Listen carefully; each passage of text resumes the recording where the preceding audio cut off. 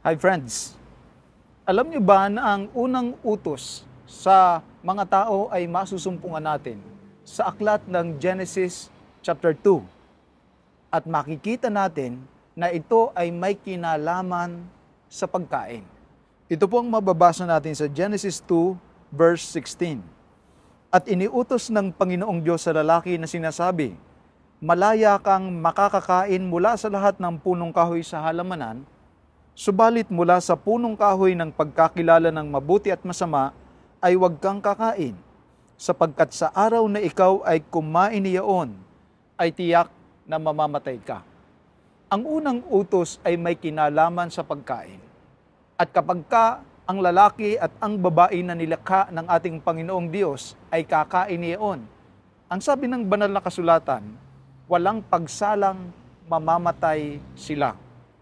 Maraming mga Kristiyano ang ipinagwawalang bahala ang utos may kinalaman sa pagkain. Wag po ninyong kaliligtaan ang kauna-unahang utos na nakita natin sa banal na kasulatan sa aklat ng Henesis Kapitulo 2, yung binasa nating talata, ay pagbabawal tungkol sa mga bagay na dapat nating kainin at hindi dapat kainin. Pag kinain natin ang mga maling mga bagay na hindi ipinapakain ng ating Panginoong Diyos, binanggit ng banal na kasulatan na ito ay maghahatid sa atin sa kamatayan. At nang makita natin ang nangyari, nang sinuway nila ang utos ng ating Panginoong Diyos sa Genesis chapter 3, simula noon sila ay pinalayas at pinaalis sa paraiso. At mula noon ang kamatayan ay kanila nang nasaksihan hanggang sa sila ay tuluyang pawian ng buhay. Alam niyo po ba, may ipinagbawal sa simula ng banal na kasulatan na hindi nila dapat kakainin. Ngunit, sa mga huling oras ng ating Panginoong Hesukristo, dito sa lupa, bago siya ipako, meron siyang ipinapakain. Ito po ay makikita natin sa aklat ng Mateo, Kapitulo 26, ang talata ay 26.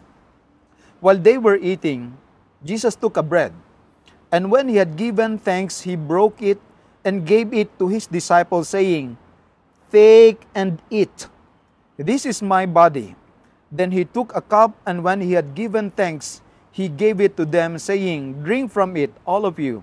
This is my blood of the covenant, which is poured out for many for the forgiveness of sins."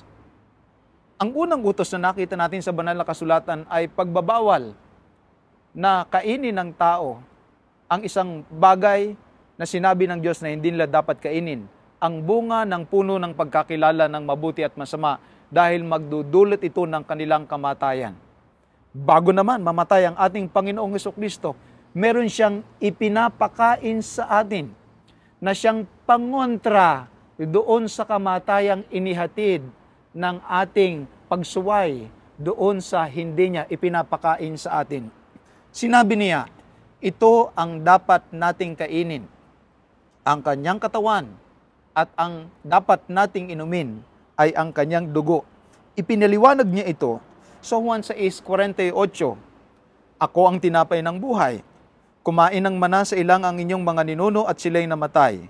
Ito ang tinapay na bumababang galing sa langit upang ang sinumang makakain nito ay hindi mamamatay.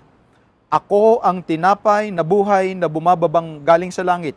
Kung ang sinuman ay kumain ng tinapay na ito, siya'y mabubuhay magpakailanman."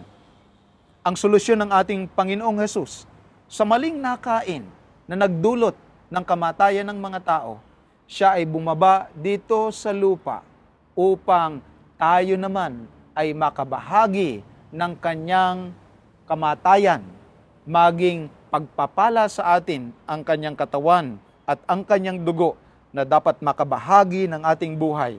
At dahil doon, tayo ay magkakaroon ng buhay na walang hanggan. May mga hindi dapat kainin.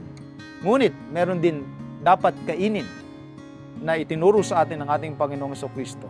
Dapat maging bahagi ng ating buhay ang ating Panginoong Hesukristo araw-araw. Kung hindi, ating ikamamatay. Because even now, sa mundong nakakamatay at sa buhay na nakakamatay, pwede tayong mabuhay sa pamamagitan ng ating Panginoong Heso Kristo.